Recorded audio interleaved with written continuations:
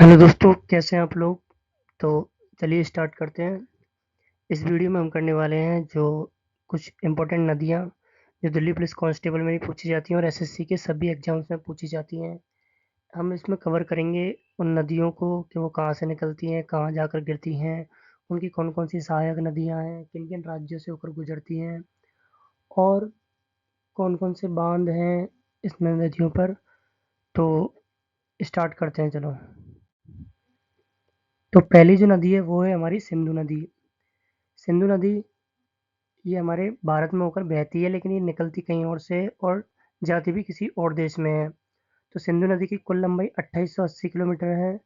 यह नदी तिब्बत में चीन से निकलती है। सिंगी बुकरचू ग्लेशियर से होकर निकलती है। तिब्बत में इसका नाम सिंगी खवाब के नाम से भी इसमें तिब्बत को जाना जाता है। और ये लद्दाख में दमचोक ग्लेशियर के पास से भारत में प्रवेश करती है तथा पाकिस्तान के सिंध से होते हुए अरब सागर में अपना जल गिराती है। सिंधु की कुछ सहायक नदियाँ हैं। तो एसएससी में या कोई भी एग्जाम में यही पूछता है कि बाएं तट की सहायक नदियाँ कौन सी है या दाएं तट की इनमें से कौन सी है। आपको चार ऑप्शन दे देगा और उनमें से पूछेगा कि इनमें से बाएं तट की कौन सी है और दाएं तट की कौन सी है। तो बाएं तट की सहायक नदियाँ झेलम, ये कहाँ से निकलती है? वेरीनाग झील जम्मू कश्मीर से निकलती है। चेनाब नदी यह बारालाचा दर्रा हिमाचल प्रदेश से निकलती है। रावी नदी यह कांगड़ा जिला से निकलती है तथा ब्यास नदी रोहतांग दर्रा हिमाचल प्रदेश से तथा जो सतलुज नदी है यह राक्षस ताल झील से निकलती है जो कि तिब्बत में है। तो ये सिंधु की बाएं तट की सहायक नदियां हैं और ये इनमें से सबसे बड़ी सहायक नदी चेनाब है। ये जितनी भी नदियां हैं चेनाब में अपना जल गिराती हैं। इन नदियों को पंचनद भी कहा जाता है। इसके बाद आता है दाएं तट की सहायक नदियां। इनमें प्रमुख है शोक, गिलगित, जास्कर, हुंजा, गोमल, तोची, कुरमा, स्वात, काबुल। ये जो जास्कर है और काबुल नदी है या ये हुंजा है, ये एसएससी एग्जाम में काफ़ी बार पूछी जा चुकी हैं, तो इनको थोड़ा ध्यान में रखना।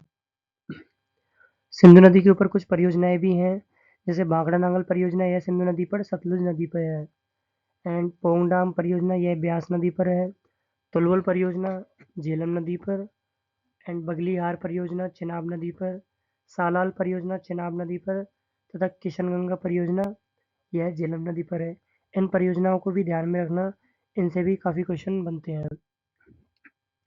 इसके बाद आती है अपनी सेकंड नदी गंगा नदी। गंगा नदी भारत की सबसे लंबी नदी में से एक है जो कि गंगोत्री यमुना से निकलती है। उत्तरकाशी के उत्तराखंड जिले से निकलती है। तो एग्जाम में ये क्वेश्चन भी पूछा जाता है कि गंगा नदी किस जिले से निकलती है, तो इसको याद रखना आप, उत्तरकाशी जिला। देवप्रयाग जब भागीरथी और अलकनंदा नदी जहाँ पर मिलती हैं उनके संगम को देवप्रयाग कहा जाता है और यहाँ से ही इस नदी का नाम गंगा पड़ता है। इससे पहले इसका नाम भागीरथी होता है। इसकी कुल लंबाई 2525 किलोमीटर है और ये उत्तराखंड, उत्तर प्रदेश, बिहार, झारखंड, पश्चिम बंगाल से होते हुए बांग्लादेश में प्रवेश करती है और बांग्लादेश के बाद अंत में बंगाल की खाड़ी में गिर जाती है। तो क्वेश्चन बनता है कि गंगा नदी अपना जल कहाँ गिराती है, कहाँ जाकर खत्म होती है? तो उसका नाम है बंगाल की खाड़ी। और बांग्लादेश में गंगा नदी का नाम पद्मा के नाम से भी इसको जाना जाता है। इसके बाद जो गंगा नदी है वो किन राज्यों से होकर गुजरती है तथा इन राज्यों में उनका क्या विशेष महत्व है, इसको चलिए जानते हैं। तो उत्तराखंड में नदी गंगोत्री से निकलती है, हरिद्वार से होते हुए, ऋषिकेश से होते हुए उत्तर प्रदेश में जाती है। हरिद्वार से गंगा मैदान में प्रवेश करती है। क्वेश्चन एसएससी में काफ़ी बार पूछा जाता है कि गंगा नदी मैदानी भाग में कहाँ से प्रवेश करती है, तो इसका आंसर है हरिद्वार। इसको आप ध्यान में रखिएगा। उसके बाद उत्तर प्रदेश में प्रवेश करती है कानपुर से। कानपुर, प्रयागराज और वाराणसी। प्रयागराज में त्रिवेणी संगम है, गंगा, यमुना और सरस्वती नदी के संगम प्रयागराज में होता है। इसके बाद बिहार में प्रवेश करती है पटना, भागलपुर और मुंगेर से होते हुए। बिहार में कहाँ पे प्रवेश करती है? चौसा जो बक्सर के पास में जगह है वहाँ से बिहार में प्रवेश करती है। इसके बाद झारखंड में साहिबगंज, यहाँ से पश्चिम बंगाल में प्रवेश करती है। पश्चिम बंगाल में मुर्शिदाबाद, कोलकाता और हावड़ा इसके प्रमुख शहरों से होकर गुजरती है। गंगा नदी यहाँ पर दो शाखाओं में विभाजित हो जाती है, एक तो हुगली और पद्मा। हुगली नदी पश्चिम बंगाल में कोलकाता में है और पद्मा नदी बांग्लादेश में गंगा को पद्मा के नाम से भी जाना जाता है।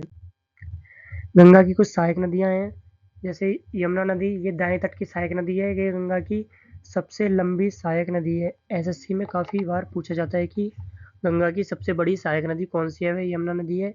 यमुना नदी कहाँ से निकलती है? यमुनोत्री हिमनद से निकलती है। किस ग्लेशियर से निकलती है? सतोपत ग्लेशियर से। तथा किस पहाड़ी से निकलती है? बंदरपुर से। इनको आप लिख लेना, मैं यहाँ पे नोट नहीं कर पाया हूँ। और यह उत्तराखंड से निकलती है।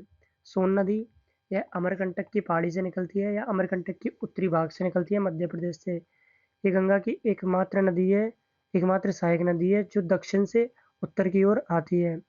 पुनपुन नदी यह भी झारखंड से निकलती है। इसके बाद बाएं तट की कुछ नदियां हैं। गोमती नदी ये पीलीभीत यूपी से निकलती है। और घाघरा नदी ये मापनचुंगा ग्लेशियर तिब्बत से निकलती है तथा नेपाल से होते हुए गंगा में प्रवेश करती है। गंगा की महत्वपूर्ण सहायक नदियों में से एक है। गंडक नदी यह नेपाल हिमालय से निकलती है तथा बिहार में गंगा से मिलती है। कोसी नदी यह नेपाल के सागरमाथा क्षेत्र से निकलती है तथा कोसी नदी को बिहार का शोक भी कहा जाता है। एंड महानंदा नदी यह पश्चिम बंगाल की दार्जिलिंग की पहाड़ियों से निकलती है तथा बिहार बंगाल में आकर गंगा नदी से मिलती है। तो इसको भी आप ध्यान में रखिएगा। तो इसमें गंगा नदी से जुड़ी कुछ परियोजनाएं हैं जो किन किन नदियों पर है। भागीरथी परियोजना यह उत्तराखंड में है, भागीरथी नदी पर। फरक्का बैराज ये एसएससी में काफ़ी बार पूछा जा चुका है, यह गंगा नदी पर पश्चिम बंगाल में है। टेहरी बांध भागीरथी नदी पर है, उत्तराखंड में। यह भारत का सबसे ऊंचा बांध है। ये क्वेश्चन भी काफ़ी हद तक काफ़ी बार पूछा जा चुका है, तो इसको भी आप करके जाइएगा। कुछ इंपॉर्टेंट फैक्ट हैं, इनको भी देख लीजिएगा। भारत की सबसे लंबी नदी मैंने आपको बता दी, गंगा नदी है। भारत की राष्ट्रीय नदी भी गंगा नदी ही है। गंगा नदी का उद्गम स्थान याद रखना। लंबाई आप देख ही सकते हैं 2525 किलोमीटर। त्रिवेणी संगम इसका कहाँ पे होता है? प्रयागराज। और गंगा नदी का डेल्टा सुंदरवन डेल्टा, यह विश्व का सबसे बड़ा डेल्टा है जिसको गंगा नदी और ब्रह्मपुत्र नदी मिलकर बनाती हैं। गंगा की सबसे बड़ी सहायक नदी यमुना नदी है। और गंगा का मैदान गंगा ब्रह्मपुत्र मैदान के नाम से जाना जाता है। और गंगा कितने देशों से होकर बहती है, ये भी आपको ध्यान में रखना है। भारत, नेपाल और बांग्लादेश से। तो इस वीडियो में हमने उत्तर भारत की दो महत्वपूर्ण नदी सिंधु नदी और गंगा नदी को कंप्लीट कर लिया है।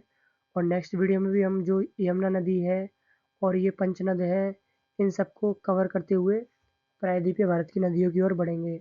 तो बताना आपको वीडियो कैसी लगी। और अगर आपको वीडियो अच्छी लगती है तो आप चैनल को सब्सक्राइब कर सकते हैं, और आप कमेंट भी कर सकते हैं। जो भी आपको टॉपिक पढ़ना हो उसको आप कमेंट कर सकते हैं, तो मैं आपके कमेंट देख लूँगा। तो मिलते हैं फिर नेक्स्ट वीडियो में। Thank you for watching. धन्यवाद।